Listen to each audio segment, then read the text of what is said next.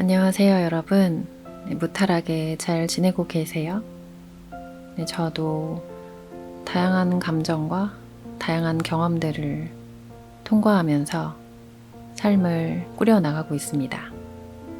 이번에 읽을 모순 부분에서 제가 와닿았던 부분이 있는데요. 이전에 읽었을 때와는 또 다르게 달리 보이는 부분들이 있더라고요. 제가 와닿았던 부분은 이 안진진이 어머니와 이모의 삶을 바라보면서 이렇게 독백하는 부분입니다.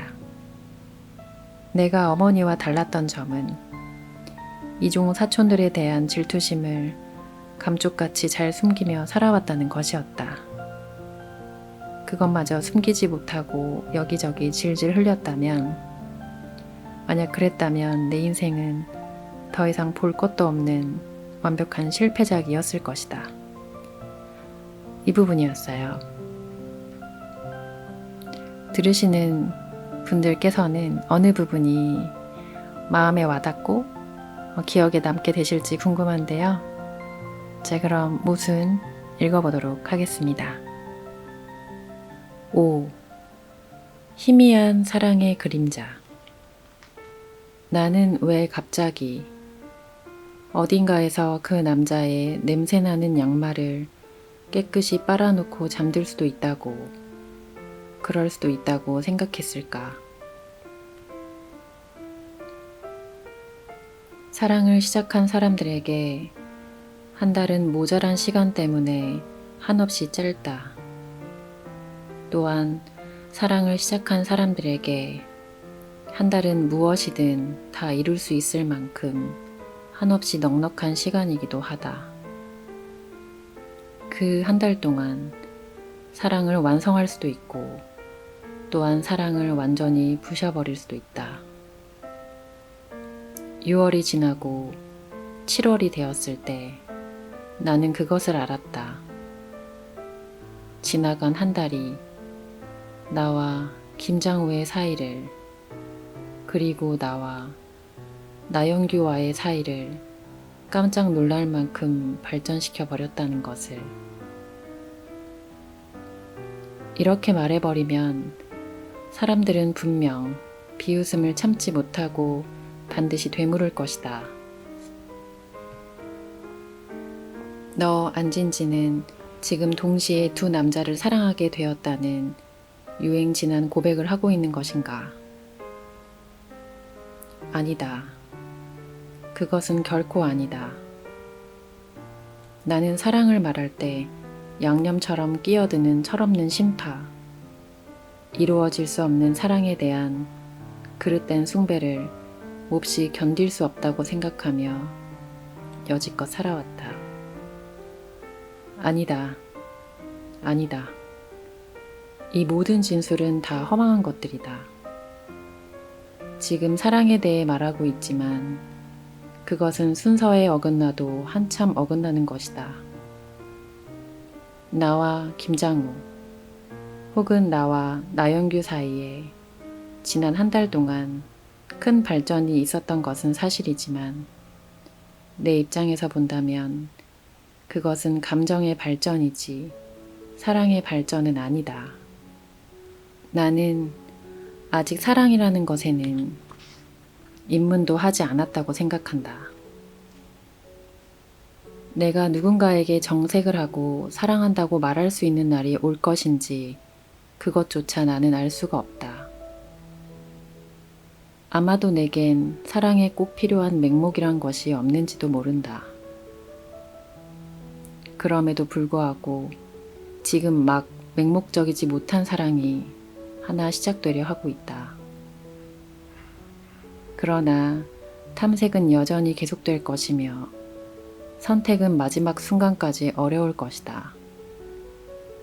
그것이 맹목적이지 못한 사랑의 대가일 것이므로. 일요일 아침에 텔레비전을 보게 되면 미혼 남녀들을 짝짓기 해주는 프로그램을 하나 만날 수 있다. 느닷없는 이야기지만 그 프로그램을 보는 나만의 즐거운 비법이 하나 있다. 나는 처음부터 끝까지 다 보지 않는다. 그것보다 훨씬 재밌는 것은 처음과 끝만 보는 것이다. 남자, 여자 출연자들이 각자 자신을 소개하는 첫 부분을 볼 때는 좀 골똘하게 생각을 해봐야 한다. 나는 그들이 수백 번 연습하고 다듬어서 마침내 발표하는 자기소개에 유의하며 머릿속으로 빠르게 남녀를 연결시키고 다른 채널로 돌려버린다. 그리고 마지막 누가 누구를 찍었는지 화살표가 등장하는 순간에 다시 프로그램으로 복귀한다. 그리고 긴장한다. 내가 마음속으로 만들어 놓은 화살표와 화면에서 그려지는 화살표를 맞춰보는 재미는 각별하다. 처음에는 거의 대부분 나의 예상이 어긋났다. 이상한 일이었다. 전혀 어울리지 않는다고 생각하는 커플들이 천장에서 쏟아지는 색종이 세례를 받으며 웃고 있을 때는 배신감마저 느꼈다. 그러다 점점 확률이 높아져서 지금은 적어도 반타작 정도는 반드시 건지게 되기에 이르렀다. 나는 알게 되었던 것이다. 화살표가 어긋날 것을 두려워하는 출연자들이 최선책보다 차선책을 더 많이 선택한다는 것을. 그게 아니라면 대개의 출연자들은 자신과 비슷한 수준의 이성을 선호한다는 것을. 그래서 천하의 매력남이나 매력녀는 의외로 불발이 많다. 바로 그렇기 때문에 아무리 별 볼 일 없이 생긴 출연자라 해도 화살표를 받는 일에 큰 애로는 없다. 그렇게 텔레비전을 보는 일은 재미있지만 그것 때문에 나는 요즘 곤혹스럽다. 나는 두 남자를 놓고 종종 화살표 긋기를 해본다. 먼저 조심스럽게 나영규한테 화살표를 보내본다. 그러다 움찔 놀라 화살표를 북북 지워버린다. 김장우 대신 차선책인가. 그래서 이번에는 김장우를 향해 화살표를 쭉 긋는다. 그렇다면 김장우와 내가 비슷한 수준의 인생들이란 말인가. 이럴 수도 저럴 수도 없다. 나는 스스로가 놓은 덫에 걸려버린 것이었다. 내가 이러고 있을 때 이미 갈등 한 번 없이 직진으로 내게 화살표를 보낸 사람은 나영규였다. 지나간 한 달이 내게 의미심장했던 것도 사실은 그 때문이다.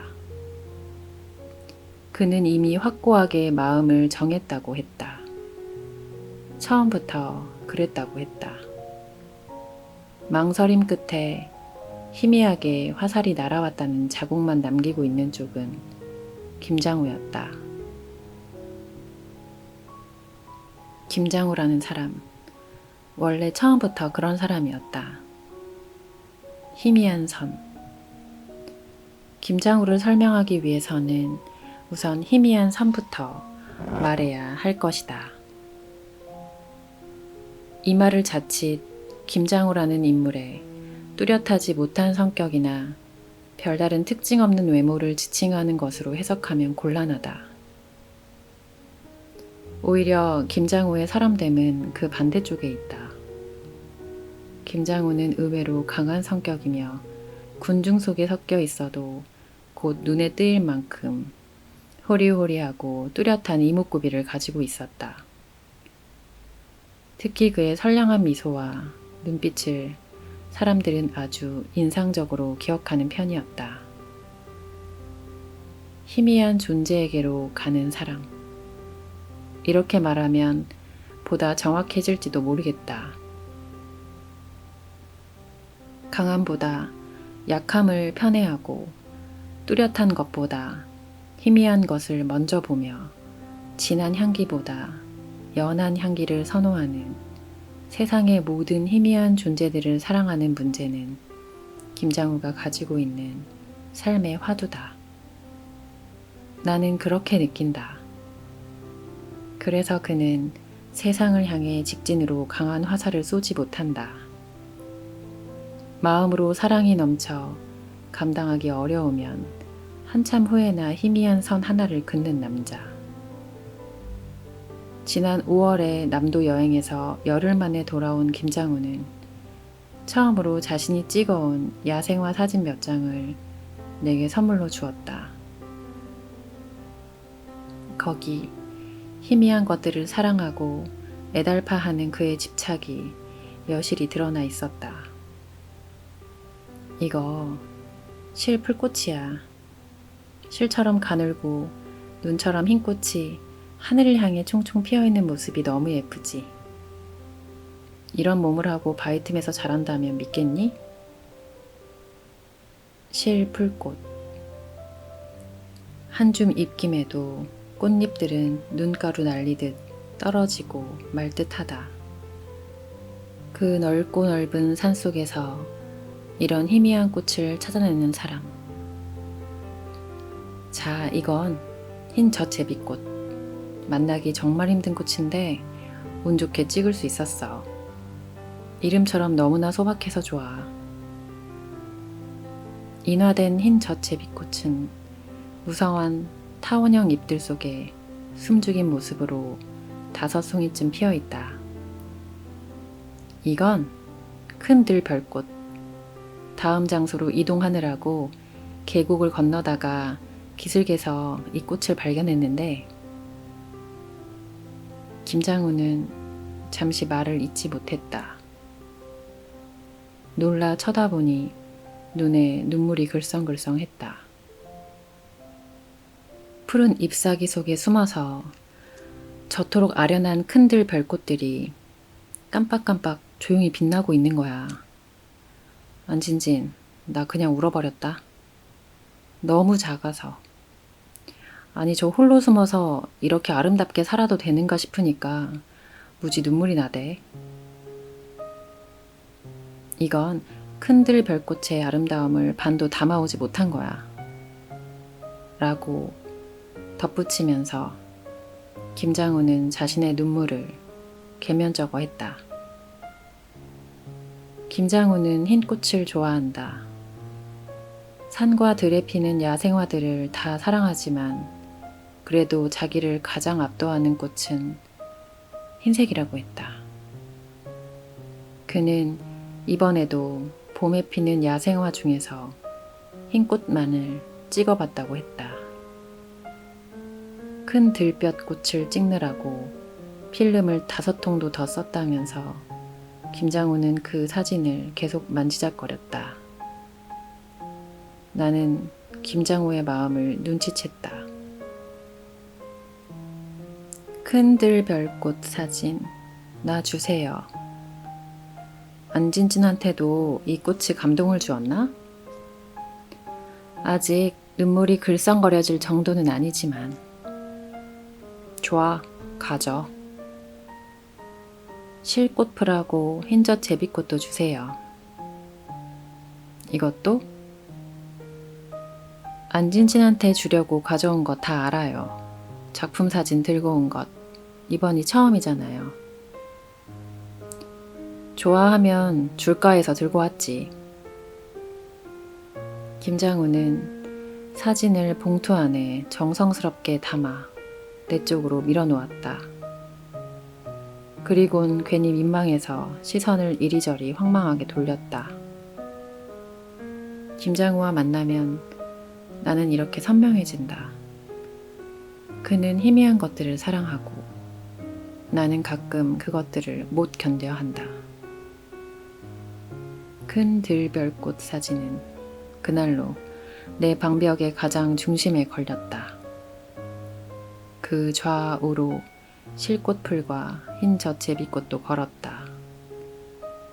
한결같이 흰 꽃을 피우고 한결같이 가냘프고 가냘퍼서 센 바람이라도 불면 날아가 버릴 듯 존재가 애매한 저 꽃들을 필름에 담기 위해 열흘씩이나 산과 들을 헤매는 사람 김장우. 큰 들별꽃이 내 방의 중심에 걸린 이후 우리는 부쩍 자주 만났다. 하지만 곰곰 생각하면 그 만남 대부분은 나의 공로였다.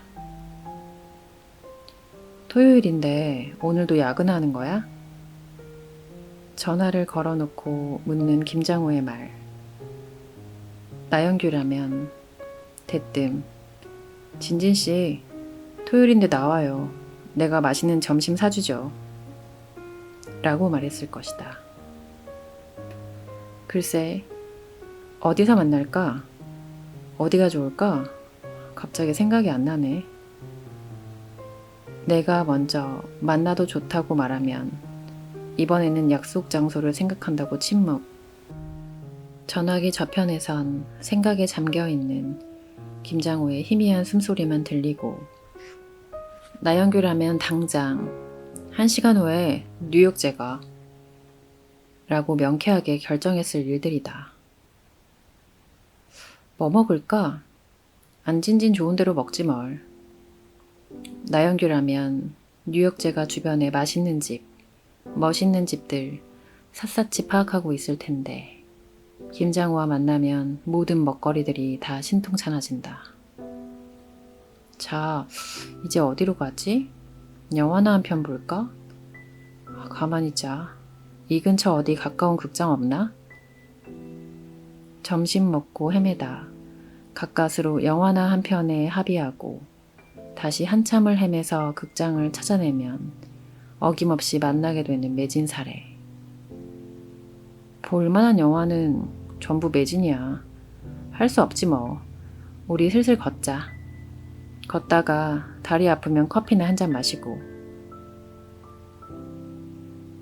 나영규라는 사람은 전날에 이미 예매를 해두지 않고서는 절대로 나를 극장 앞으로 데려가지 않는다고 말해버릴 수는 없으므로.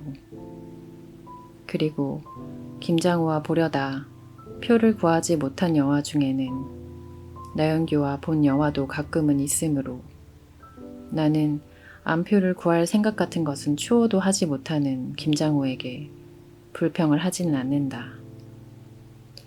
아니, 그가 즐겨 인용하는 선배의 사진 철학에 빗대서 불편한 속마음을 은유해 본 적은 있었다.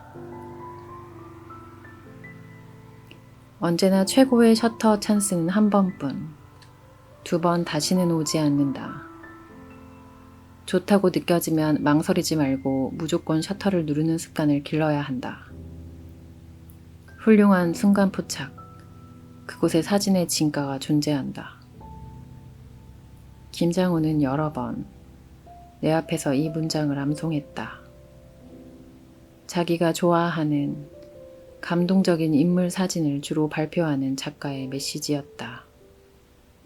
나는 그것에 빗대보는 것이었다. 사진은 그렇게 잘 찍으면서 다른 일은 왜 그게 안 되죠? 인생의 모든 기회가 다 마찬가지 아닌가요? 훌륭한 순간 포착, 거기에 진짜 인생이 존재한다. 그러면 김장호는 이렇게 변명했다.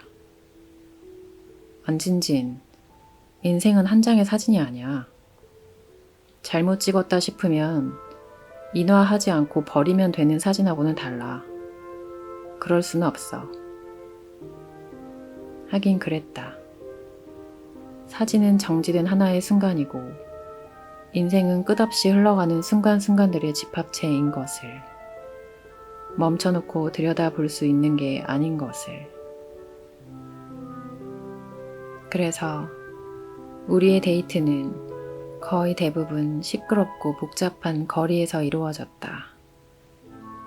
걷다 다리가 아프면 커피 한 잔 마시고 헤어지는 만남. 커피를 마시고 나면 더 이상 함께 해야 할 일이 없어 허둥지둥 해야 하는 만남. 그렇게 5월이 가고 6월이 갔다. 그랬어도 우리의 마음은 상당히 짙어져 있었다. 내가 놀랄 정도로. 그리고 오늘 우리는 다시 시내의 한 커피 전문점에 앉아 있다. 본격적인 7월의 날씨를 보여주는 일요일이었다.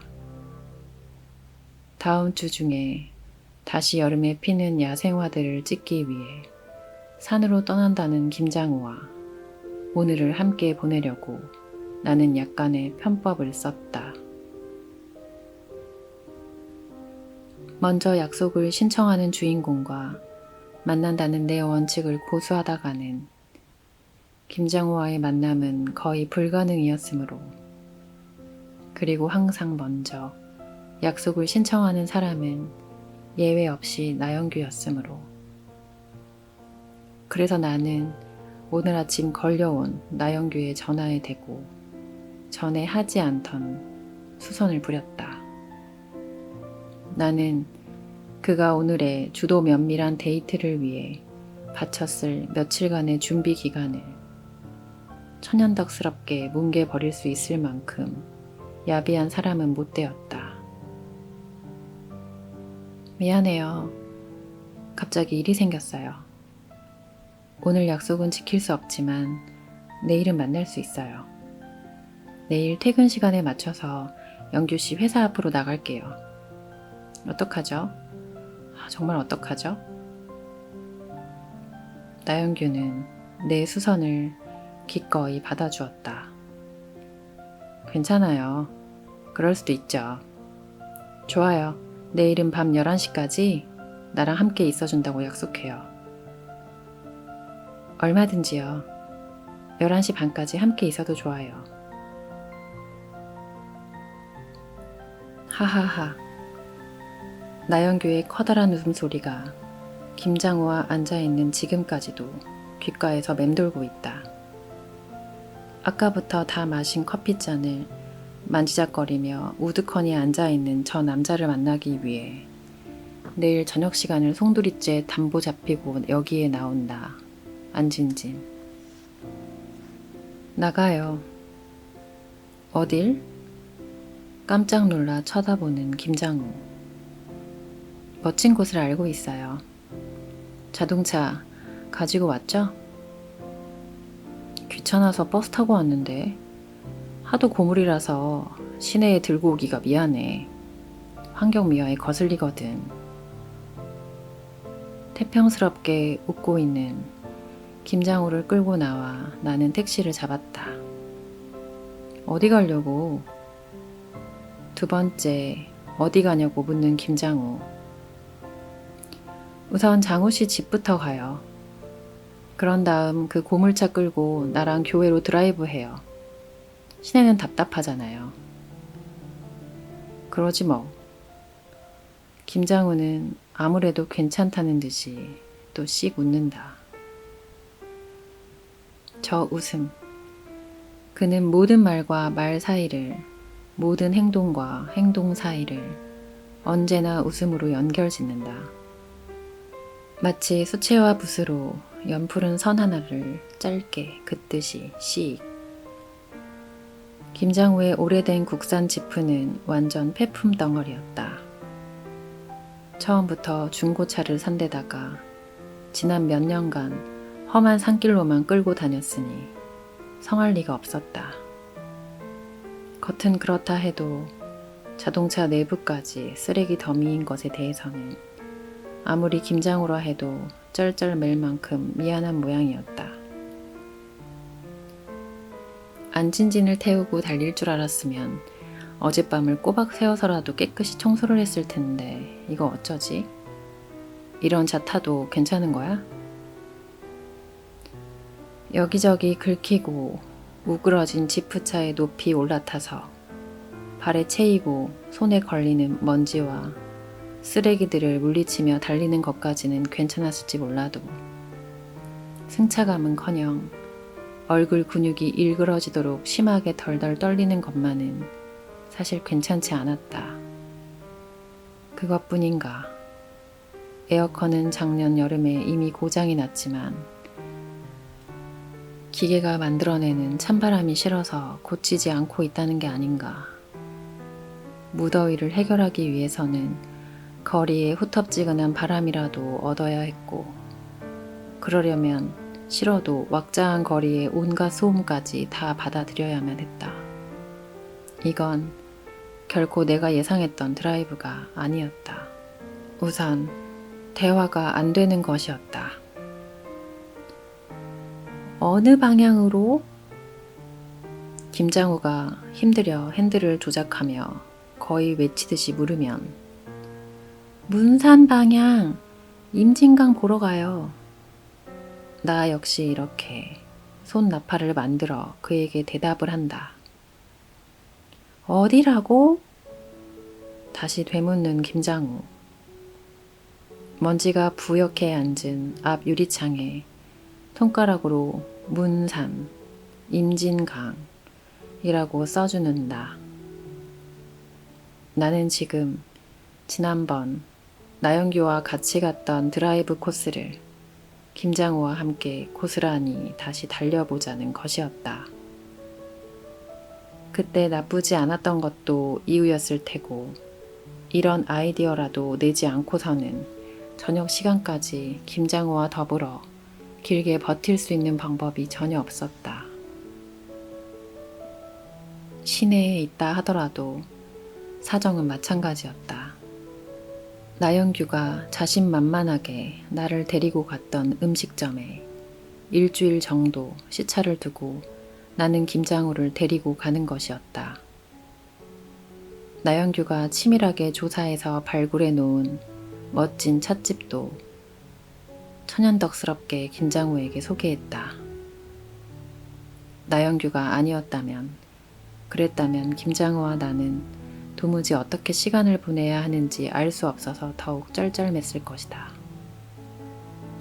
이런 사정을 알 까닭이 없는 김장우의 옆 얼굴은 행복해 보였다.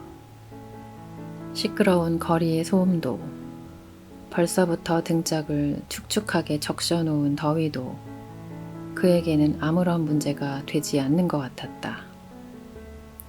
시내를 벗어나 한적한 자유로를 달리면서부터는 나 역시 그런 것쯤 아무래도 좋았다. 목소리를 높여야 하고 높인 목소리마저 덜덜 떨려서 내용 파악이 쉽지 않은 탓에 우리는 말은 생략한 채 앞만 보고 달리는 중이었다. 그것도 나쁘지 않았다. 말이 사라진 자리에는 대신 편안한 고요가 깃들었다. 가끔 운전석 쪽을 돌아보면 김장우는 눈을 크게 뜨는 신용으로 할 말이 있으면 해보라는 표시를 하곤 했다. 내가 고개를 흔들면 그는 수채화 붓으로 긋듯이 씩 한번 웃고는 다시 전방을 주시했다. 나영규의 활짝 웃음이 옆 사람까지도 웃게 만드는 전형성이 강한 것이라면 김장우의 수채화 웃음은 여운이 길어 웃음이 끝난 뒤에도 계속 생각나게 만드는 묘한 웃음이다. 우리는 점심을 하기에는 많이 늦은 시간에 통나무집에 도착했다. 길이 어긋나지 않아야 숨겨놓은 보물처럼 통나무집이 나타날 텐데 걱정을 조금 했지만 털털거리면서도 김장우의 지프는 내가 손가락으로 지시하는 대로 잘 따라와 주었다. 근사한데? 안진진 덕분에 이런 별천지도 다 구경해보고 고맙다. 김장우는 절대 누구와 이런 곳을 와 보았는지 묻지 않는다. 만약 나라면 아마 물었을 것이다. 세상 돌아가는 이치에 조금이라도 관심이 있는 사람이라면 당연스럽게 거기에 생각이 미칠 터였다. 김장우는 세상 돌아가는 이치에는 아무런 관심도 흥미도 없는 사람이었다. 그렇다면 그의 관심을 끄는 것이 무엇인지도 나는 잘 몰랐다. 나영규라면 그가 지금 무슨 생각을 하고 있는지 충분히 짐작할 수 있다고 나는 자신한다. 하지만 김장우라면 아무 때나 씩 수채화 붓질하듯이 한번 웃고는 얼른 입을 다무는 저 남자의 머릿속에 무슨 생각이 들어있는지 유추하기란 몹시 어렵다. 지난번 그랬듯이 창가 자리에 앉아서 역시 지난번 그랬듯이 나는 스테이크를, 야채 수프를, 빵을, 한 잔의 와인을 순서대로 주문했다. 이런 나를 보고 있던 김장우는 종업원이 미처 묻기도 전에 짧게 주문을 마쳐버렸다. 안진진이 것하고 똑같이. 푸하 나는 웃었고 김장우도 긴 머리를 쓸어올리며 낯을 붉혔다. 우리가 처음 만나던 때도 꼭 이랬었다. 그는 1년 전이나 지금이나 똑같았다. 내가 이모부의 주선으로 사무원이란 직업을 얻기 전에 전전했던 여러 가지 아르바이트 중에서 단연 압도적이었던 것은 서비스업이었다. 원하기만 하면 커피집이나 레스토랑, 호프집까지 여대생 서빙을 구하는 업소는 부지기수였다. 김장우를 만난 것은 강남의 한 레스토랑에서 밤 시간만 일하던 작년 늦봄이었다. 그는 2명의 여자와 함께 내가 일하는 레스토랑에 들어왔다. 텁스루간 머리에 우중충한 사파리를 입은 남자 하나와 화사하게 차려입은 젊은 여자 둘을 테이블에 안내하고 돌아온 여주인은 입을 비죽하게 내밀었다. 자신이 경영하는 이 업소가 상당한 고급 음식점임을 늘 자랑으로 내세우는 여주인이 입을 비죽 내민 이유는 간단했다. 사파리를 입은 남자가 불이 너무 어둡다고, 너무 어두워서 음식이 입으로 들어갈지 코로 들어갈지 모르겠다고 불평을 하더라는 것이었다. 간접 조명도 모르는 무식한 인간이 이런 곳은 왜 와? 형광등 환하게 켜놓고 장사하는 설렁탕 집이나 가지.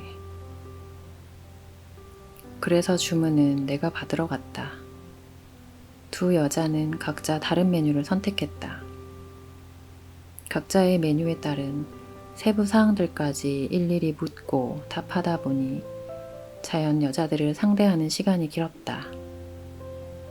마침내 사파리 쪽으로 돌아서서 정중하게 고개를 숙이는데 남자는 메뉴판은 보지도 않고 이렇게 말하는 것이었다.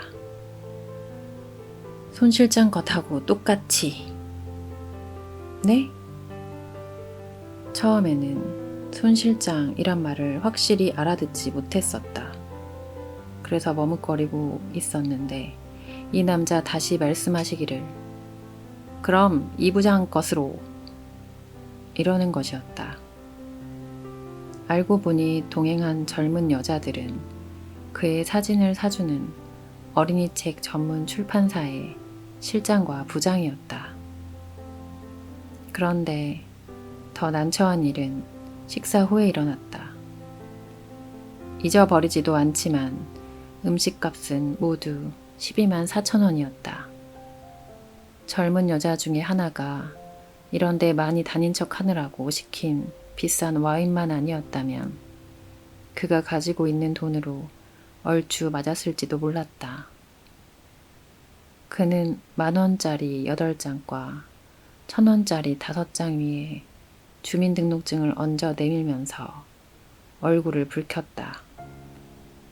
들여다보니 김장우라는 이름이었다.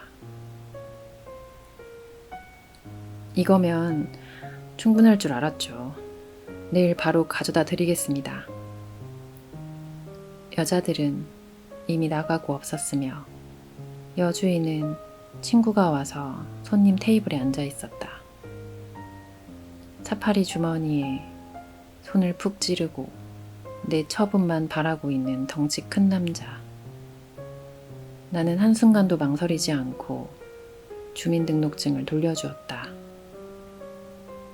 내 이름은 안진진. 돈 갚을 때는 조용히 안진진을 찾으세요. 아셨죠? 남자는 가만히 내 얼굴을 들여다보다가 고맙다는 말도 하지 않고 휘적휘적 나가버렸다. 나는 즉시 내 지갑을 찾아 사파리가 채우지 못한 나머지 돈만큼을 손 금고에 집어넣었다. 아무도 모르게 일어난 일이었다. 사파리의 남자는 다음날 저녁 어김없이 나머지 돈을 돌려주었다. 이번에는 씩 웃으며 고맙다고 인사도 했다. 그런데 돈을 돌려주고 난 다음 날에도 그는 다시 나타났다. 밥을 먹을까 해서요. 남자는 나를 보고 또 씩 웃었다. 웃음이 맑아서 다시 찾아온 그가 믿지 않았다. 나는 이 집에서 가장 싼 요리가 무엇인지 메뉴판에서 정확히 짚어주었다. 그는 내가 말해준 음식을 먹었다. 사흘 후 남자는 다시 나타났다. 이제는 그가 왜 여기에 오는지 의심할 여지가 없었다. 그가 자신이 먹고 있는 음식에 아무런 관심이 없다는 것은 확실했다. 내가 지난번과 다른 요리를 가져다 주어도 아무 말이 없었으니까. 그는 접시에는 거의 시선을 두지 않고 홀 안을 오가는 내 모습만을 뒤쫓고 있었으니까. 그때 내가 왜 좋았어요? 그때가 언제를 말하는지 너무 잘 알고 있는 김장우는 앞 이마를 가리는 머리칼을 쓸어 올리며 잠시 생각에 잠긴다. 나라면 유치하다고 여길 질문에 김장우는 정성을 다한다. 내 이름은 안진진 할 때, 그리고 조용히 안진진을 찾으세요 라고 말할 때 갑자기 그런 예감이 들었지. 아, 앞으로 아주 오랫동안 조용히 이 안진진이라는 이름을 부르겠구나 하는 예감. 나한테 그런 느낌을 준 여자는 처음이었거든. 착하고 착한 우리 안진진. 나는 마음속으로 조금 움찔한다. 착하고 착한 우리 안진진 이라고 말하는 남자 앞에서는 더욱 착해지고 싶은 것이다. 또 그런 남자를 배신해서는 안 된다고 다짐하게 되는 것이다. 김장우가 나에게 거는 주문은 이것이다. 착하고 착한 안진진. 나는 착한 인간이 아니었다. 통나무집에서의 식사를 마친 후 다시 그날 오후라는 카페를 찾아 장흥으로 넘어가는 시골길을 택하는 것만 보아도 나의 교활함은 여실히 증명되는 것이었다. 통나무집에서 김장우가 다시 밥값이 모자라는 난처한 경우를 당할까봐 내가 먼저 계산을 하는데도 하는 표정을 짓다 말고 휘적휘적 나가버리는 그에게 잠시 화가 났던 것만 보아도 나는 착하지 않았다.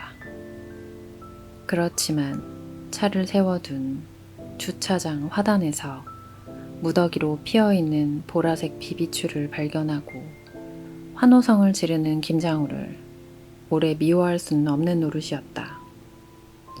안진진, 이리 와봐. 여기 비비추가 있다. 벌써 비비추들이 다 피어버렸구나. 벌써 피었어. 김장우는 얼른 차로 달려가 카메라 가방을 꺼내왔다. 좋은 걸 건질지도 모르겠는걸? 이거 1월 비비추야. 꽃망울이 촘촘하게 붙은 걸 보면 틀림없어. 조금만 기다려줄래? 너무 활짝 핀 비비추는 시들해서 밉거든. 볕에 탄 이파리가 하나도 없는 걸로 봐서는 누군가 각별히 가꾸는 모양이다. 그게 누굴까? 비비추 무더기에 이것저것에 렌즈를 들이대면서 김장우는 어쩔 줄을 모른다. 나는 그늘에 서서 그가 일하는 모습을 구경한다. 처음이었다. 깊은 산속 숲에서도 제 흥에 겨워 저렇게 혼잣말을 하며 사진을 찍을까. 숨어있는 야생화들을 찾아 온종일 걷다가 어느 순간 큰 들별꽃 같은 작고 소박한 꽃을 만나면 눈물이 나기도 하겠지. 아무도 없이 너 홀로 이렇게 아름다워도 되느냐고 꽃을 쓰다듬으며 울 수도 있겠지. 비비추 때문에 우리가 그날 오후에 도착한 시각은 서산으로 해가 기울 무렵이었다. 바람은 서늘했고 노을은 아름다웠다. 가장 아름다운 오후 시간에 우리는 제대로 그날 오후에 도착한 것이었다. 몇 시 몇 분까지 시내로 들어가 몇 시 몇 분에 시작하는 영화를 봐야 하고 몇 시에 저녁을 먹어야 하는 시간표를 상비하고 다니는 사람들한테는 찾아오기 어려운 우연이었다. 외진 곳이었는데도 카페 안은 젊은 연인들로 가득하였다. 창가 자리에 앉는 행운을 누린 연인들은 유리창에 코를 박고 넘어가는 여름해의 주홍빛 흔적에 정신을 팔고 있었다. 실내를 떠도는 음악은 누군가의 바이올린 연주가 빚어내는 에드워드 엘가의 사랑의 인사였다. 여기저기 속삭임은 감미로웠고 나지막한 웃음소리들은 물방울 터지는 소리 같았다. 아주 오랜 시간이 흐른 후에 저들은 추억할지도 모른다. 그날 오후 우리는 그곳에서 사랑의 인사를 나누었다고. 그날 오후는 정말 아름다웠다고. 덜덜거리는 고물차와 찌는 더위를 이기고 여기까지 온 보람이 과연 있었다는 생각에 나는 아주 기분이 좋아졌다. 시원한 맥주를 연거푸 2병 마시고 나니 거의 행복할 지경이었다. 나는 푹신한 의자에 파묻힐 듯이 앉아서 눈을 감았다. 남자와 앉아서 이토록이나 편안한 기분인 것은 아마 처음이었다. 어쩌면 이런 것이 사랑이 아닐까 하는 생각도 잠시 해보았다. 산이 있어 편안한 거야. 도시가 아니라서 그런 거야. 그는 마치 내 마음속을 들여다보는 것처럼 말한다. 산에서 몇 밤을 지내고 서울로 돌아오면 며칠 동안 적응이 안 돼. 돌아가고 싶어지지. 산새 소리, 풀잎 눕는 소리, 계곡물에 바람 스치는 소리. 두고 온 그런 것들 생각 때문에 오래 마음이 심란해지지. 도시는 나를 불안하게 해. 어디에 있어도 내 자리가 아니어서 불편해. 김장우가 맥주를 마시느라 잠시 말을 멈춘다. 이제 2병째. 저 정도라면 1시간쯤 후에는 말짱해져서 운전대에 앉을 수 있겠다고 나는 생각한다. 그래도 나한테는 도시로 돌아와야 할 몇 가지 이유가 있지. 이제까지 그 이유 중 가장 큰 존재가 형이었어. 형을 혼자 두고 싶지 않으니까. 근데 요즘은 안진진 네가 가장 중요한 이유가 되었다? 우습지? 너 때문에 나는 도시로 돌아와. 너를 생각하면 빨리 돌아오고 싶어. 지금 김장우가 무슨 말을 하고 있는지 나는 안다. 그는 지금 조심스레 나를 향해 화살표를 보내는 것이었다. 나영규처럼 비유 없이 확실하게 보내버리는 화살표는 아니지만 그래도 예전의 화살표들에 비하면 많이 짙어진 것이었다. 공교롭게도 바로 그 순간 들어올 때 흘러나왔던 사랑의 인사가 한 바퀴 빙 돌아 다시 바이올린 음에 실려 시작되고 있었다. 그렇다면 나도 먼 어느 훗날에 회상할 수 있을까? 그날 오후 나 또한 그곳에서 조심스럽게 사랑의 인사를 나누었다고. 그날 오후에서 우리는 모처럼 많은 이야기를 나누었다. 그는 지나가는 말처럼 형이 아오의 결혼 때문에 걱정을 많이 한다는 이야기도 흘렸다. 어려서 부모를 다 여인 형제는 최근 김장우가 방을 얻어 독립해 나오기까지 서로 의지하며 함께 살았다. 형제는 서로가 서로에게 부모이고 집이며 온 세상 전부였다. 나는 김장우의 지나온 생애를 대충 들어 알고 있었다. 그는 불우했고 가난했으며 현재도 몹시 가난하다는 사실을 약간은 감추며 여자를 만나야 한다는 사실조차 모르는 사람이었다. 아니면 나처럼 가능한 집안 이야기를 하지 않는 식으로 감추거나 거짓말을 피하는 방법도 있는데 그는 고려하지 않았다. 심지어 그는 이런 말도 했다. 앞으로 돈을 번다 해도 그 돈은 내 것이 아니야. 모두 형에게 돌려줘야 해. 형은 나 때문에 대학도 가지 못했거든. 내게 돈이 생긴다면 그건 모조리 형 것이야. 처음에는 그 말이 몹시 아름다웠지만 언제까지 그 말의 아름다움에 감동할 수 있을지는 아무도 모를 일이었다. 하지만 이런 말은 여전히 아름다웠다. 형이랑 살 때 난 밤마다 기다렸다가 형이 벗어둔 양말을 깨끗이 빨아서 널어놓은 뒤에야 잠을 잤지. 냄새나는 형의 양말, 나 때문에 더욱 냄새가 날 수밖에 없는 그 양말을 주물러 빨고 있으면 그렇게 마음이 편했어. 지금도 형 집에 가면 형수 몰래 가끔 형 양말을 빨아주고 돌아와. 착하고 착한 김장우. 나는 그날 오후에서 하염없이 술을 마셨다. 하염없이 마셔도 아버지를 닮은 나는 조금 더 취하지 않았다. 그래도 김장우는 계산을 마치고 나서 얼른 나를 부축했다. 그럴 필요는 조금도 없었는데 가슴만 뜨거울 뿐 나는 얼굴색 하나 변하지 않은 채였다. 맥주라는 술 따위에 정신을 아낀다는 것은 이 안진진에게는 치욕이었다. 우리는 다시 털털거리는 고물차를 타고 달리기 시작했다. 가로등만이 고즈넉히 정렬해 있는 시골길은 지나치는 자동차도 드물었다.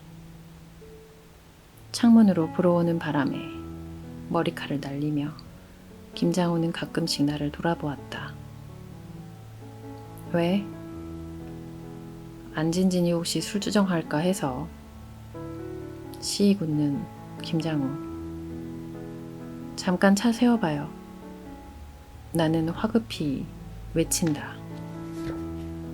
차를? 왜? 김장우는 놀라서 길가에 차를 세우고 브레이크를 밟은 채 나를 보았다. 나는 시트에 파묻었던 몸을 일으키며 천천히 말했다. 술주정하려고. 김장우의 눈이 둥그레졌다. 나는 그에게 다가가 먼저 둥그레진 눈에 입술을 대었다. 그의 몸이 굳어졌다. 다음에는 우뚝 솟아서 외로운 그의 코에 내 입술을 머물게 했다. 그리고 놀라 벌어진 채 그의 입술에 내 입술을 포겠다. 맥주 냄새가 조금 났고 내 옆구리쯤에서 엉거주춤하게 멈춰있던 그의 두 팔은 놀랄 만큼 극심하게 떨고 있었다. 그 밤, 어디로 어떻게 달려서 집으로 돌아왔는지 나는 모른다. 대문 앞 외등에 비춰본 내 손목시계는 아직 10시도 채 되지 않은 시간이었다. 사랑의 인사를 나누었던 젊은 남자와 여자가 헤어지기에는 너무도 이른 시각이어서 나는 잠시 어이가 없었다.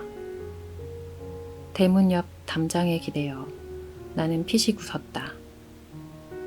김장우는, 그 남자는 왜 자신의 고물차에서 나를 내려놓을 장소가 여기뿐이라고 생각했을까? 나는 왜 갑자기 어딘가에서 그 남자의 냄새나는 양말을 깨끗이 빨아놓고 잠들 수도 있다고 생각했을까?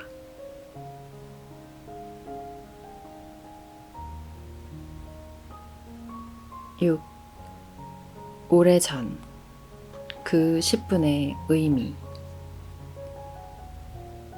사람들은 작은 상처는 오래 간직하고 큰 은혜는 얼른 망각해버린다.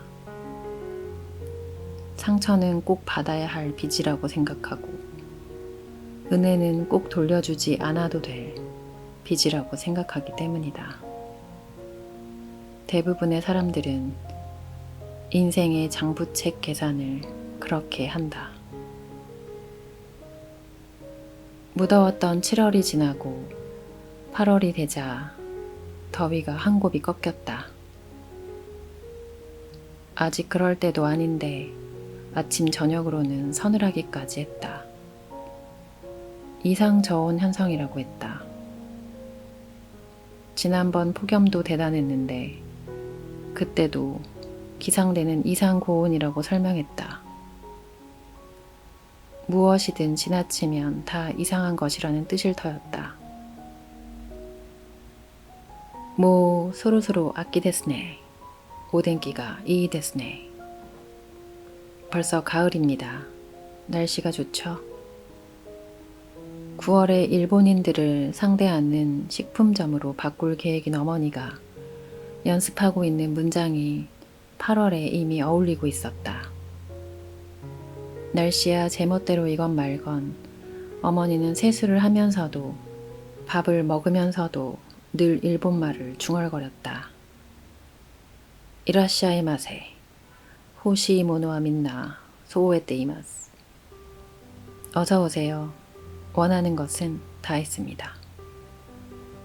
어느 날 밤 이모한테서 걸려온 전화를 받으면서도 어머니는 여보세요 대신 이라시아이마세 라고 외치다가 하하 씩씩하게 웃었다. 일본말 좀 배운다. 왜냐고? 국제적인 사업가한테 일본어는 필수니까. 너같이 팔자 편한 만나님은 몰라도 되는 일이니 용건이나 말해. 웬일이야? 집으로 전화를 다 하고. 전화 저편에서 이모가 뭐라 항의를 하는 모양이었다. 내가 언제 맨날 바쁘다고 그랬니? 너야말로 꼭 양말 한 타스 사겠다는 손님 상대하고 있으면 전화를 하더라. 한 켤레도 아니고 한 타스를 산다는데 한가하게 너하고 노닥거릴 시간이 어딨어? 어머니는 전화를 바꾸어 주고도 방에서 나갈 생각을 하지 않는 나를 힐끗 쳐다보았다. 그래도 나는 꿈쩍하지 않았다. 이모와 나 사이가 다소 특별하다는 것을 어머니도 알고 있다. 이모는 나한테서, 나는 이모한테서 서로의 집안 사정이 어떻다는 정보를 얻는다.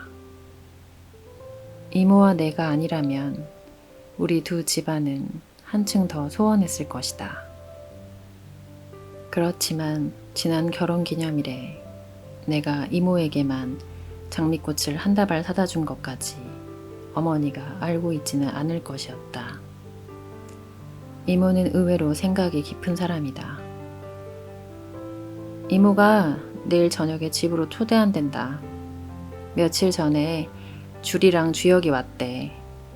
시장 노는 날은 귀신같이 외우고 있어서 간다고 그랬다. 이모부도 없대니까 한번 가보지 뭘. 이모의 초대를 전하면서 어머니는 애써 심드렁한 척한다. 외국에 나가 있던 주리와 주혁이 돌아왔고 시장이 노는 날이고 게다가 이모부가 출장으로 집을 비운다는 3가지 조건이 다 맞아 떨어졌으니 아니 갈 수가 없다는 식이다. 언제나 이런 식이었다. 잘 사는 이모가 가난한 어머니한테 고개를 숙이지 않으면 두 사람 사이의 내왕은 완전 불가능이다. 이모는 어머니가 변했다 하고 어머니는 이모가 변했다고 그랬다. 내가 보기에 두 사람 다 변했다. 그러나 나는 알고 있다.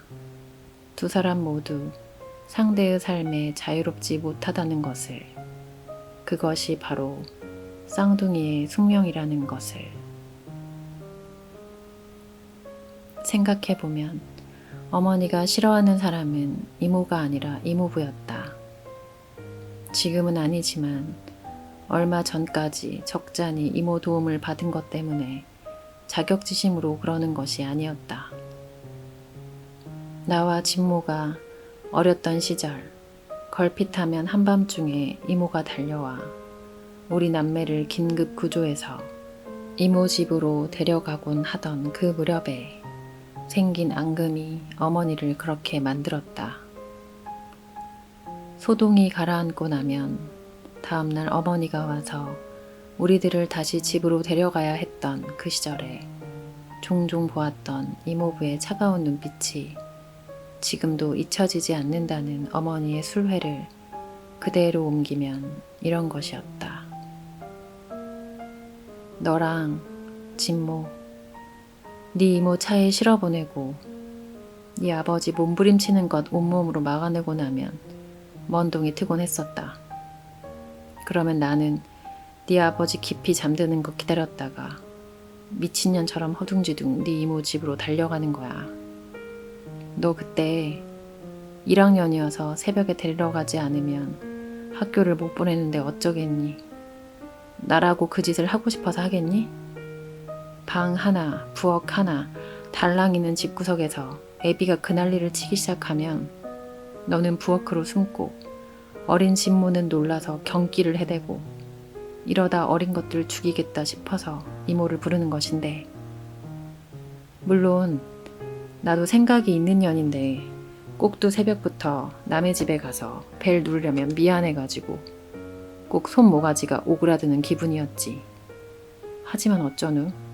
1번 눌러, 2번 눌러, 대답이 없으면 3번이라도 눌러야지. 이모가 원래 새벽잠이 많아서 냉큼 문을 따주지 않으니까 시끄럽게 굴고 있는 나도 미안해 죽겠는 거야. 그런데 그때가 아마 겨울이었을 거야. 3번을 눌러도 기척이 없길래 한참 기다리다가 가만히 문을 두들겼지. 순간 문이 벌컥 열리고 이모부가 나타나더라. 낯을 들 수가 없어서 고개를 숙이고 죄인처럼 서 있는 나한테 네 이모부가 뭘 했는 줄 아니? 조용히 들어오세요. 오늘 줄이 시험 치는 날이라 더 재워야 하니까 좀 조심해 주세요. 그 말을 듣고 있는데 쥐구멍이라도 있으면 그리로 콱 숨고 싶더라. 또 언제더라. 그런 말을 들었던 터라 이제 진진이 너 지각을 하는 한이 있어도 그 인간 출근한 뒤에 가야겠다 싶었는데 좀 빨랐는지 아직 집에 있는 거야. 둥그런 식탁에 너, 진모, 주리하고 주혁이 그리고 이모부가 밥을 먹고 있는데 세상에 통통한 갈치구이 접시 자기 앞에 딱 모셔놓고 가시 발라서 주리 1번, 주혁이 1번, 또 주리 1번, 주혁이 1번. 이번엔 먹고 싶어 저렇게 빤히 쳐다보고 있는 우리 진모 한 젓가락 떼어주려나 옆눈으로 지켜봐도 또 주리 1번, 주혁이 1번 이러는 거야. 그걸 보고 있으려니 내 속에서 뜨거운 불이 확확 솟구치더라. 내 새끼들 부모 잘못 만난 죄로 이런 수모를 당하는구나 싶으니까 눈앞에 보이는 것이 없더라. 어머니의 탄식을 빌리지 않더라도 갈치 사건이 있던 날의 기억은 내게도 남아있었다. 그날따라 어머니가 아직 밥도 다 먹지 않았는데 나와 진모의 손을 아프도록 꽉 쥐고 인사도 없이 이모 집을 나왔던 것도 기억하고 있다. 그러나 이모부에 대한 내 생각은 다른 것이었다. 물론 그 시절이 지난 뒤에 홀로 정리한 생각이지만 우리가 이모부를 비난할 근거는 어디에도 없었다. 주리와 주혁이는 이모부의 자식들이었고 나와 진모는 술주정뱅이의 자식들이었다. 이모부가 누구를 더 사랑했겠는가. 생선살 한 젓가락 우리에게 떼어주기를 아까워했던 이모부지만 아버지의 사업 자금으로 갈치 100마리, 아니 1000마리, 10,000마리 살만한 돈을 빌려주었고 결국 돌려받지 못했어도 별다른 불평을 하지 않았던 것을 어머니는 왜 잊고 있는지 모를 일이었다. 그때나 지금이나 진모처럼 갈치를 탐하는 식성이 아닌 탓에 내가 이모부에게 관대한 평가를 내리고 있는 것은 아니었다. 사람들은 작은 상처는 오래 간직하고 큰 은혜는 얼른 망각해버린다. 상처는 꼭 받아야 할 빚이라고 생각하고 은혜는 꼭 돌려주지 않아도 될 빚이라고 생각하기 때문이다. 대부분의 사람들은 인생의 장부책 계산을 그렇게 한다. 거기에 비하면 이모는 자신의 언니를 참담한 불행 속에 넣은 사람임에도 언니의 남편, 즉 나의 아버지에 대해 우호적이었다. 어려서부터 나는 이모와 어머니가 만나 이야기하는 자리에 함께 끼어있길 좋아했다. 똑같이 생긴 두 사람이 각자 다른 옷을 입고 각자 다른 머리 스타일을 하고 앉아있는 모습을 보는 일은 아무리 되풀이되어도 지겹지가 않았었다. 기억하기로 두 사람은 각자의 집에서 만났을 때보다 외갓집에서 다른 식구들과 어울려 만날 때 훨씬 정다웠다. 그럴 적에 두 사람은 어린애처럼 별것 아닌 일에도 손을 마주잡고 웃음을 터뜨리곤 했다. 만우절날 쌍둥이 딸을 낳고 만우절날 쌍둥이 딸을 한꺼번에 결혼시킨 바 있는 외할아버지는 딸들의 친정 나들이를 몹시 좋아하여서 내가 그러는 것처럼 한시도 딸들 곁을 떠나려고 하지 않았다. 아니, 나보다 더했다. 외할아버지는 자신이 만든 작품을 감상하는 조각가 같았다. 이리 보고 저리 보고 혹여 흠집이라도 생겨 있으면 난리가 났다. 또 한 사람, 쌍둥이 딸들 밑으로 간신히 얻은 외삼촌도 똑같았다. 아직 총각이었던 그때의 외삼촌은 누이들이 시키는 일이라면 무엇이든 했다. 쌍둥이 누이들이 한꺼번에 결혼을 해서 집을 떠나던 날 사흘간이나 밥을 먹지 않고 시름에 잠겨 있었다는 외삼촌이었다. 오직 외할머니만이 딸들에게 먹일 음식을 장만하느라고 부엌과 수도관을 오가며 치맛자락에 바람이 일도록 분주했다. 그 모든 음식의 재료들은 전부 외할아버지가 손수 시장 보기를 한 것이었으므로 그중 한 가지만 빠뜨려도 외할아버지의 불호령이 터지곤 했다.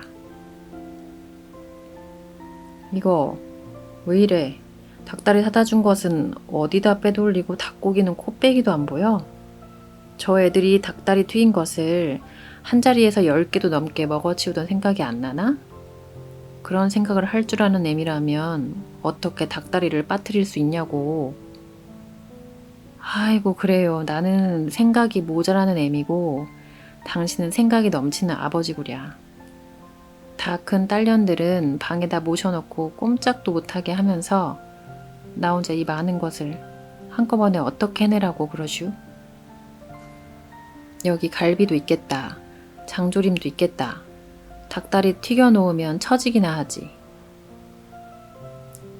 시집 와서 20년이 넘도록 외할아버지한테 말대꾸는커녕 얼굴색 한번 바꿀 줄 몰랐다던 외할머니도 그 즈음에는 콩당콩당 하고 싶은 말을 다 하였다.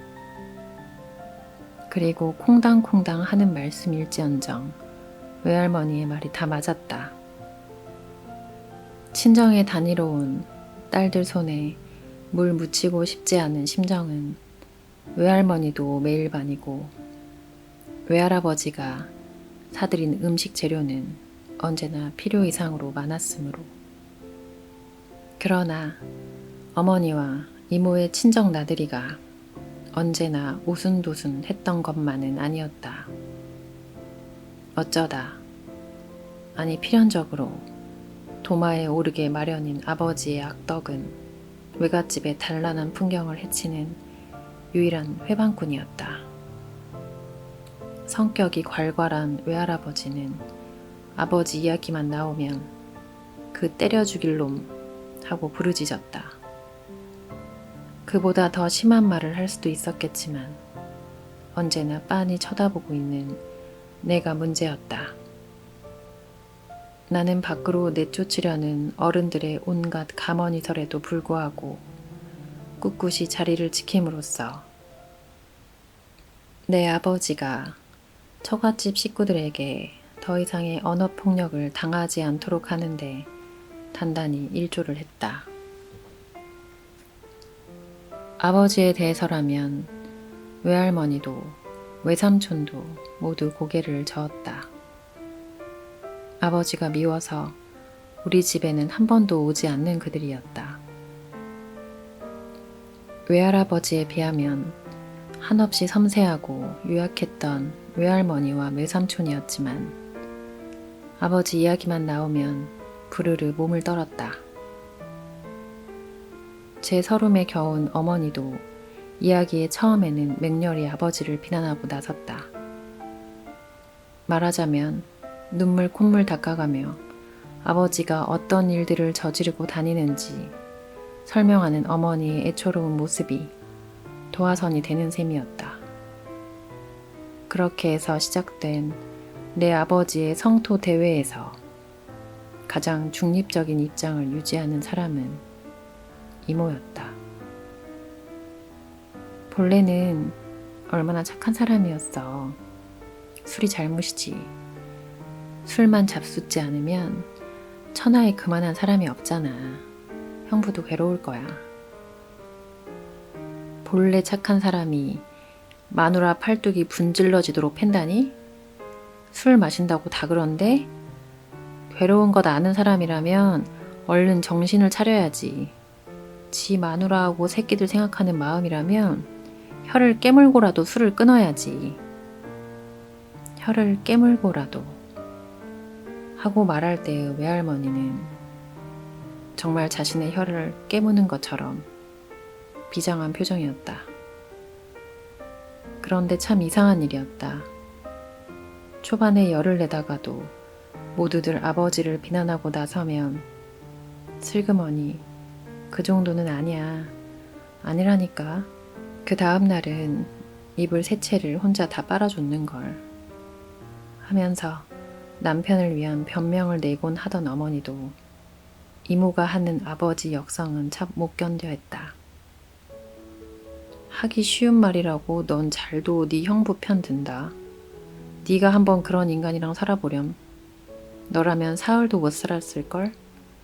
김포 아줌마가 신랑감 사진 내놓았을 때 네가 그랬지? 10분 먼저 태어났어도 언니는 언지니까 네가 먼저 가라고. 그 바로 10분 먼저가 이런 운명인 거야. 네가 10분 먼저 태어났다면 이 운명이 네 것이라고. 김포 아줌마란 외할머니의 먼 친척으로 이모와 어머니 두 사람의 신랑감을 모두 중매한 운명의 매개자였다. 처음 물고 온 한 장의 사진이 훗날 내 아버지가 되었고 사흘쯤 뒤 다시 가져온 또 한 장의 사진이 내 이모부가 되었다. 쌍둥이 자매가 어찌나 붙어 다니는지 연애할 겨를도 없다고 판단한 외할아버지의 전격적인 결혼 작전은 그렇게 진행되었다. 그런 소리 마라. 김포 아줌마가 맨 처음 형부 사진 들고 왔을 때 언니가 그랬잖아. 분위기가 좋다고. 뭐랬더라? 눈빛이 가을에 우수를 담고 있다고 했던가? 이모가 그 높은 소프라노로 이렇게 반박을 하면 어머니는 쇳소리로 악을 쓰다시피 격렬하게 이모의 말을 부인했다. 가을에 우수 어쩌고 한 것은 바로 너였어. 너무 괜찮다고 방방 뛴 게 바로 너였다고. 그렇게 나를 흘려놓고 네가 미루었지. 그러면 착한 이모는 싸움닭처럼 덤비는 어머니를 피해 슬그머니 항복을 했다. 그랬나? 생각해보니 그런 것도 같다. 맞아. 난 처음부터 형부 이미지가 좋더라. 좋았는데도 언니라서 양보하는 거야. 지금도 난 형부가 밉지 않아. 이모가 순순히 항복을 하더라도 어머니는 마지막으로 모진 말 한마디를 이모 가슴에 받고서야 그 자리를 물러서곤 했었다. 이런 말. 양보? 네가 양보란 것이 무엇인 줄 알기나 해? 아무리 결혼 몇 년 만에 싸움닭처럼 거칠어진 어머니라 해도 차마 뒷말만은 더 이상 잊지 않았다. 너는 이 지긋지긋한 불행을 내게 양보한 대신 알짜가 가득한 행복을 넘겨받은 것이라고. 그러나 아버지에 대한 화제만 아니라면 외갓집에서의 모임은 언제나 즐거웠다. 어머니와 이모는 손 붙잡고 자리에 누워 자신들의 어린 시절 이야기에 새벽이 오는 줄도 몰랐고 그 옆에서 외할머니는 딸들의 기억을 정정하기도 하고 첨가하기도 하면서 자다 깨다 했다. 옆방에서는 외할아버지가 어린 외손주들 오줌 수발 드느라고 연신 들락거렸다. 어머니와 이모와 외할머니의 두렁거리는 말소리가 아련히 멀어졌다 가까워졌다 하는 것을 느끼면서 잠속에 빠져드는 기분은 말로 설명할 수 없을 만큼 달콤했다.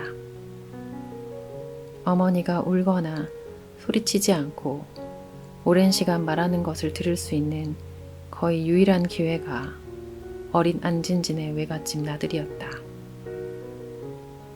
어렸지만 깜찍했던 나는 어머니와 진모와 함께 아예 외갓집에서 살아버리는 방법도 그때는 진지하게 연구하곤 했었다. 그렇지만 아버지의 우수에 찬 눈빛을 더 이상 보지 못한다는 것도 어린 나에게는 큰 괴로움이었으므로 그 연구는 항상 중간에 폐기되곤 했었다.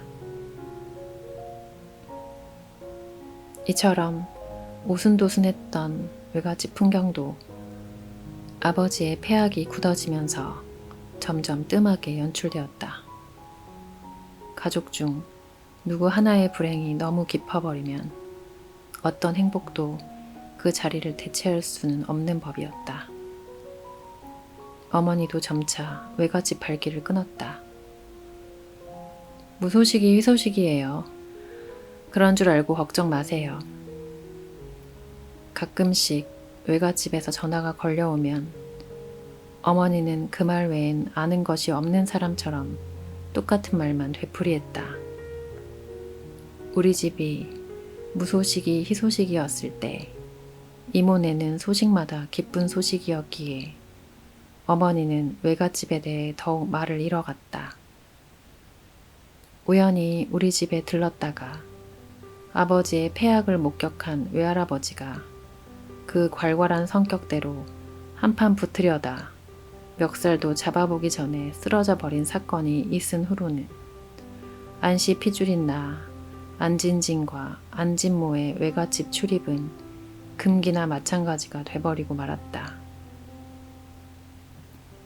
외할아버지는 그 후 자리에서 일어나지 못했고 쓰러지기 전 외할아버지가 아버지를 향해 지른 대가리 일성은 바로 이것이었다. 야, 이놈아, 덤벼라 덤벼. 나한테 한번 덤벼봐. 이모네 집은 큰 길에서 멀리 떨어져 있어 버스를 타고 가면 10분 정도는 걸어야만 했다. 자동차를 수족처럼 부릴 수 있는 그 동네 사람들한테는 거리의 소음과 매연, 난사팜 등에서 멀리 떨어지면 떨어질수록 좋은 집이었다. 여름철의 낮은 지겨울 정도로 길었다. 예년의 8월처럼 푹푹 찌는 무더위는 아니어서 석양 무렵 한적한 고급 주택가를 걷는 일은 그리 나쁘지 않았다.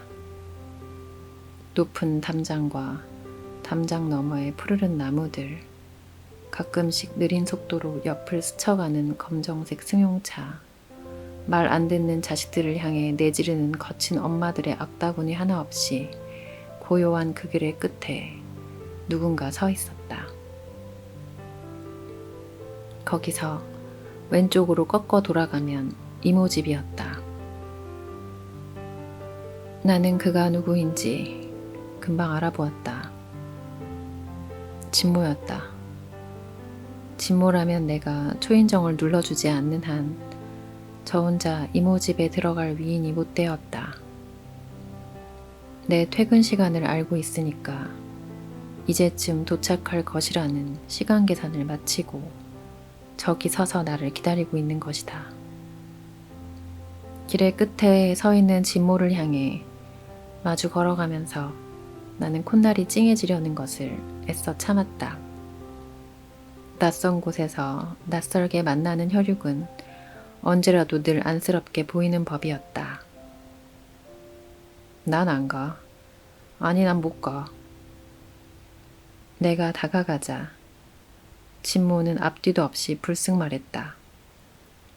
평소에도 거침없이 표절하던 최민수식의 그 쫙 까는 음성이 아니었다. 왜? 여기까지 와서 왜? 묻고 나니 진모의 얼굴이 이상했다. 안색은 파랗게 질렸고 이모 집에 온다고 제법 신경 써서 차려 입었을 회갈색 양복은 엉망이었다. 누나, 돈 가진 것 있어?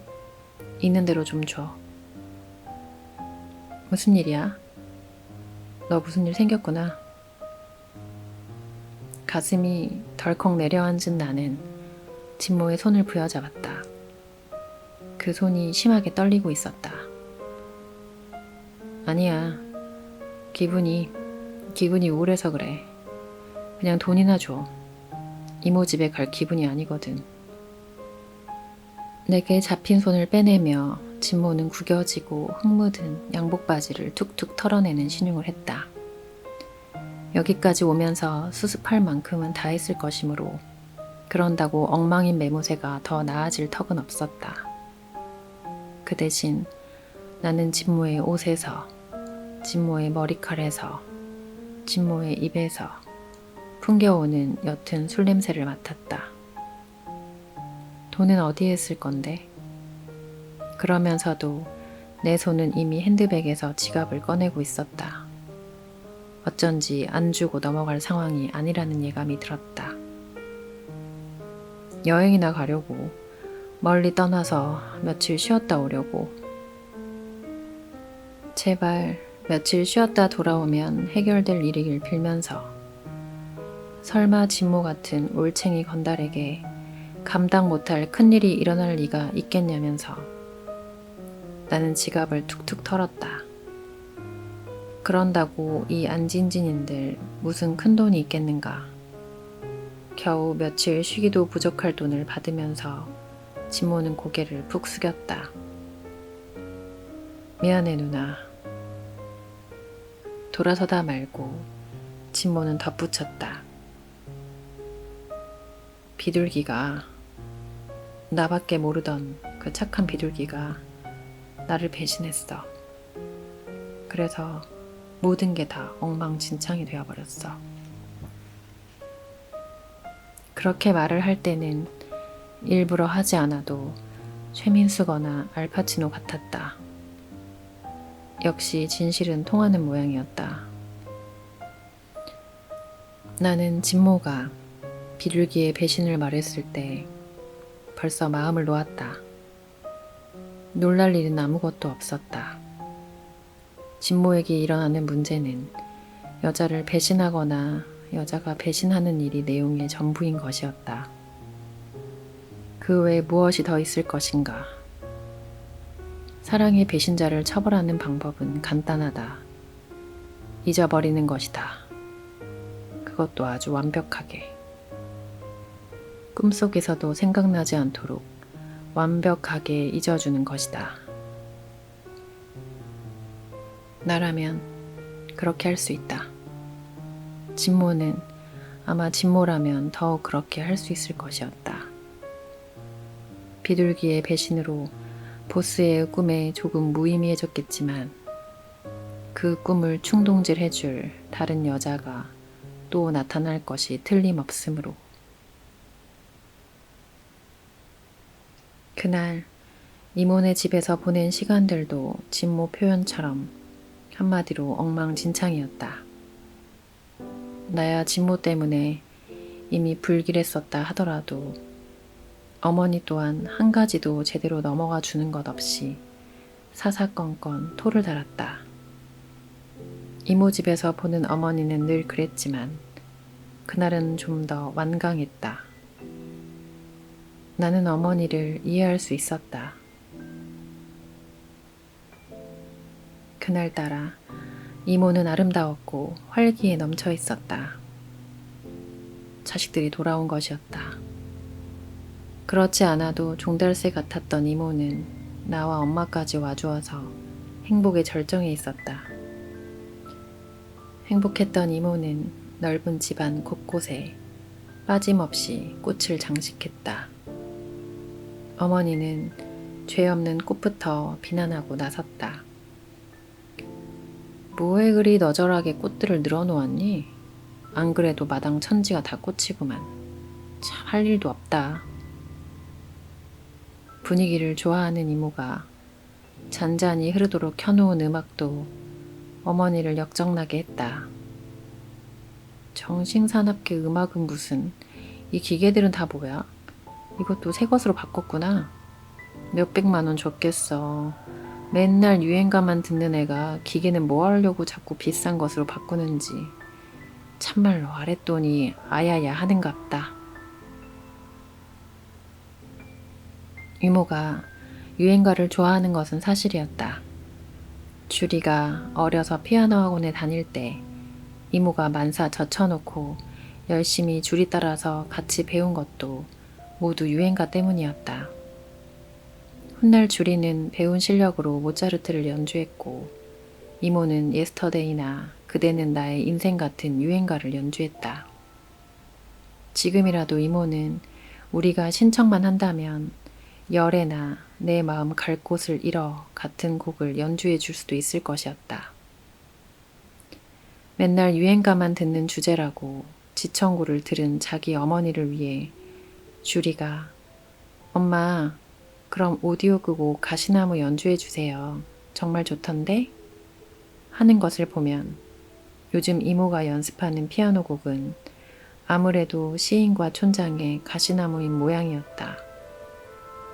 이모가 좋아하는 유행가는 세대를 뛰어넘어 내게도 늘 좋았기 때문에 틀림이 없을 것이었다. 어머니가 아무리 시비를 걸어도 이모는 행복했으므로 상관이 없었다. 문제는 나였다. 나는 주리와 주혁이 앞에서 어머니가 저러는 것이 싫었다. 심하게 손을 떨며 내게서 돈을 받아간 진모 생각이 달라붙어 떨어지지 않는 것도 몹시 성가셨다. 이모와 어머니 사이에서 엉거주춤하게 떠돌던 내가 참을 수 없었던 것은 꽃도 오디오도 아니었다. 처음 들어올 때부터 당장 눈에 거슬려 견딜 수 없게 하는 것은 어머니의 머리 스타일이었다. 어머니의 머리에서는 아직도 심하게 파마약 냄새가 나고 있었다.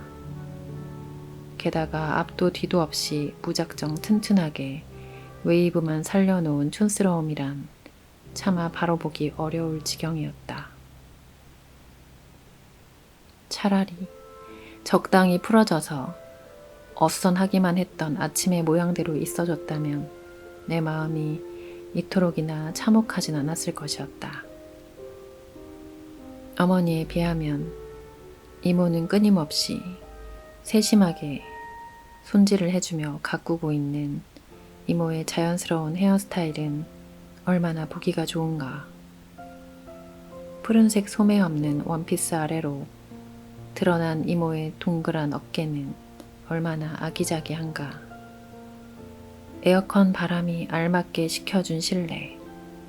어디 한 군데 어색하지 않게 잘 꾸며진 거실 장식들. 우아한 겨자색 가죽 소파가 자아내는 고급한 분위기를 놓고 보면 오직 어머니만이 뽀글뽀글 볶은 머리를 하고 심술궂게 앉아있는 어머니만이 이 집에서 단 하나 지독하게 어울리지 않는 소품이었다. 내가 어머니의 단골 미장원 이름을 거론해서 어머니를 일시의 웃음거리로 만든 것은 그러므로 내 잘못이 아니었다. 나는 단지 어머니가 그 미장원과의 거래를 그만두기만을 바랐을 뿐이었다. 그 바람이 이모 집에 와서 보니 너무나 간절해서 나도 모르게 그만 입에 올리게 된 것 뿐이었다. 엄마, 오늘 또 뽀글레 미장원에 갔었구나. 제발 그 집에서 파마하지 말라니까 왜 또 거기 갔어요? 뭐? 뽀글레?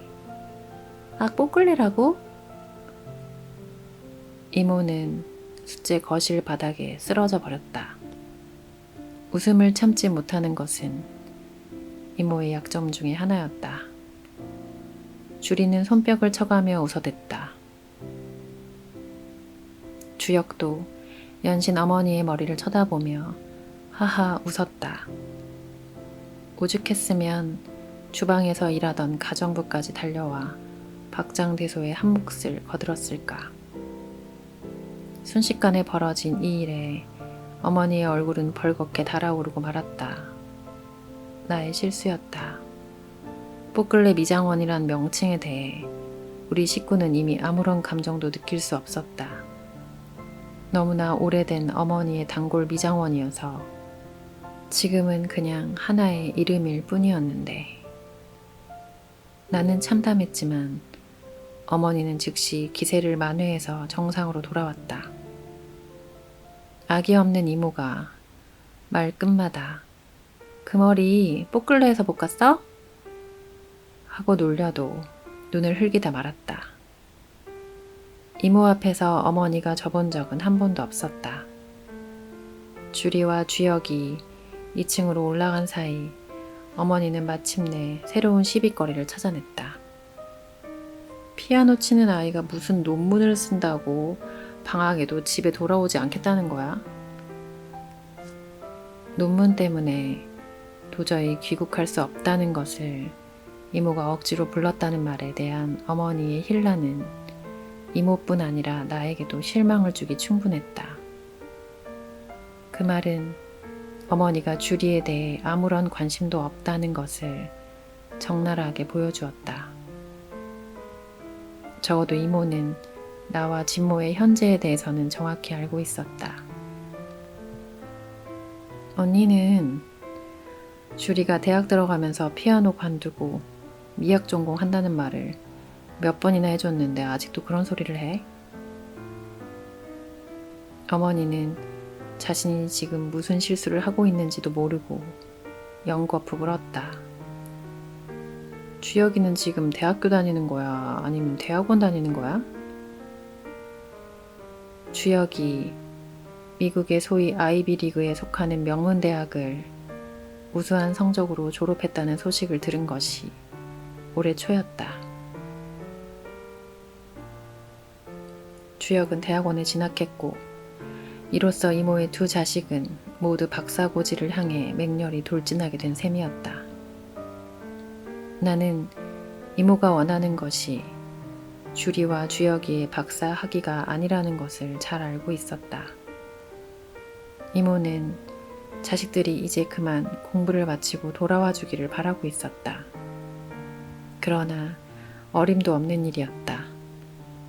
이모부 같은 사람에게 그것은 너무나 어리석은 자의 소망일 뿐이었다. 학사 다음에 석사, 석사 다음에 박사가 있잖소. 있는 걸 왜 빼먹어. 거기까지 공부하라고 정해져 있는 걸 기왕 유학까지 간 애들인데 왜 그만두라고 해야 하는지 난 정말 알 수가 없네. 게다가 아이들이 모두 공부를 아주 잘하고 있지 않은가 말이다. 이모부는 그런 사람이었다. 비유하자면 이모부는 결혼해서 지금까지 30년이 가깝도록 단 한 번의 결행이나 연착 없이 정시에 도착하고 정시에 출발하는 기차 같은 사람이었다. 기차라면 세 바퀴를 굴려 굽이굽이 강가도 달리고 덜컹덜컹 산자락도 달리는 기차라면 폭설 후에는 결행도 하고 마주오는 다른 기차를 피하느라 연착도 좀 하는 것이 당연한 것이었다. 그렇게 믿고 있는 세상의 다른 부류에게는 이해받기 어렵겠지만 하여간 이모부가 생각하는 기차는 그런 것이 아니었다. 이모부의 기차는 굽이굽이 강가를 달리더라도 절대 한눈을 팔면 안 되고 마주오는 다른 기차를 들이받고라도 다음 역에 늦게 도착하면 안 되는 기차였다. 그리고 내가 짐작하건대 이모의 기차는 이모부의 기차와 다른 모양이었다. 그렇지 않고서야 왜 내게 심심한 너의 이모부는 이라는 말을 자주 했겠는가. 단언할 수 있지만 이모의 자식들은 나와 진모 같지 않았다. 이모는 남편 복에 이어 자식 복까지 넘치도록 받은 사람이었다. 자라면서 어머니에게 수도 없이 들은 말, 남편 복 없는 여자는 자식 복도 없다는 그 말은 이모 때문에 내게 진리로 각인되었다. 어머니는 남편에 이어 자식에서까지 이모에게 밀리고 있었다. 하긴 어머니 주장대로 그것이 따로따로가 아니라 한 궤에 머물러 있는 것이라면 새삼스러울 것도 없는 연결이었다. 이모와는 특별했지만 나는 이종 사촌들과는 그리 각별한 사랑을 나누지 못했다. 어린 시절 잠깐을 제외하고는 그럴 만한 시간도 없었다. 그 어린 시절마저도 이종 사촌들은 이모부의 철통 같은 보호 아래에 있어서 접근하기가 어려웠다. 나는 주리와 동갑이었고 주혁은 진모와 동갑이었지만 우리는 나이만 같았을 뿐 사는 모양이 너무 달랐다. 아니, 하나 같은 것이 또 있긴 했다. 어머니들. 나이도 얼굴도 목소리도 똑같은 어머니들이 있었다. 철이 들어 서로 교류를 나눌 수 있을 만한 나이에 이르러서는 그들 둘 다 유학을 떠나버렸다. 유학을 가지 않았다 하더라도 나는 이종 사촌들과 공유할 만한 추억을 만들지 못했을 것이다. 철이 든다는 것은 말하자면 내가 지닌 가능성과 타인이 지닌 가능성을 비교할 수 있게 되었다는 뜻의 다름 아닌 것이었다. 나 또한 내 어머니처럼 이종 사촌들이 지닌 무한한 가능성에 대해 도저히 대범할 순 없었다. 그러나 내가 어머니와 달랐던 점은 이종 사촌들에 대한 질투심을 감쪽같이 잘 숨기며 살아왔다는 것이었다. 그것마저 숨기지 못하고 여기저기 질질 흘렸다면, 만약 그랬다면 내 인생은 더 이상 볼 것도 없는 완벽한 실패작이었을 것이다. 어머니가 자신의 운명과 이모의 운명이 뒤바뀔 수도 있었다는 것에 대해 가장 격렬하게 저항하는 것은 단연 자식들에 대한 것이었다. 주리가 전국 피아노 콩쿠르에서 최우수상을 탔다는 소식이 전해지던 날, 나는 공교롭게도 첫 번째 가출을 시도하고 집에 없었다. 훗날 진모에게 들은 바로는 어머니는 밤새도록 벽을 치고 통곡했다고 했다. 통곡 속에 섞인 후렴구는 바로 이것이었다. 내 자식이 불쌍해. 내 자식만 불쌍해. 이제는 인정할 만도 하건만. 다른 것들은 대충 극복을 한 듯이 보이는데도 불구하고 아직까지도 어머니는 이 부분이 가장 취약했다. 어쩔 수 없는 일이었다. 그날 이모 집에서도 어머니는 자신의 취약점을 노골적으로 드러냈다. 식사에 참석하기 위해 내려온 주리와 주역의 개방적인 차림새는 그쯤에서 조카들에 대한 혼란을 자제하기 위해 애쓰던 어머니의 인내심을 무너뜨리고 말았다. 주리는 금발에 가까운 갈색 머리에 가슴과 등이 깊게 파인 대단히 시원하게 보이는 검정색 원피스를 입고 있었다. 게다가 그 희고 앙증맞은 귀에 딱정벌레처럼 달라붙어 있는 귀걸이가 한쪽에 3개씩, 합계가 6이었다. 어머니는 먼저 내 귀를 확인했다. 나는 여름에는 귀걸이를 하지 않았다. 그것이 어머니의 공격 욕구를 한층 더 부채질했다. 이윽고 어머니는 점잖게 입을 열었다. 공부만 한다는 아이가 언제 귀에 구멍은 3개씩이나 뚫었누? 구멍 하나 뚫는데 1초밖에 안 걸려요. 어머니의 저의를 알 리가 없는 주리는 상냥하게 웃으며 대답했다. 그런 옷 입고 바깥에도 나가는 것은 아니겠지? 어디 그게 박사 공부한다는 사람이 입을 옷이니? 이 옷이 어때서요? 이모 오신다고 일부러 좋은 것으로 갈아입었는데 싫으세요? 주리는 여전히 상냥하려 애썼지만 그쯤에서 내 어머니의 심수를 눈치채고는 고개를 숙여 어머니의 시선을 피해버렸다. 거기서 그만두었으면 좋으련만 어머니는 다시 주역을 공격했다. 우선 걸린 것이 서투른 젓가락질이었다. 가정부가 주역의 접시에 포크와 나이프를 가져다 줄 때 이미 어머니의 눈빛이 예리하게 빛났었다. 넌 벌써 젓가락질 하는 법도 잊었니? 나무를 칼로 썰어 먹다니. 그런 꼴은 세상 태어나서 네가 처음이다. 그래가지고야 한국 돌아와서 어떻게 살겠니? 걱정이다 걱정이야. 그 순간 이모가 굳은 얼굴로 아들을 주시했다. 주혁이 제 어머니 얼굴을 한번 쳐다보았다. 걱정하지 마세요. 꼭 여기 와서 살아야 한다는 법은 없잖아요. 친구도 스승도 추억도 모두 거기에 있는걸요. 여기로 돌아올 이유가 없어요. 이모가 들고 있던 숟가락을 떨어뜨렸다. 주리가 말을 계속하려는 동생을 제지하려 했으나 주혁은 이미 다음 말을 잊고 있었다. 누나 같은 경우는 정말로 돌아올 이유가 없어요. 누나는 이미 거기 문화원하고 중요한 프로젝트 계약을 따냈어요.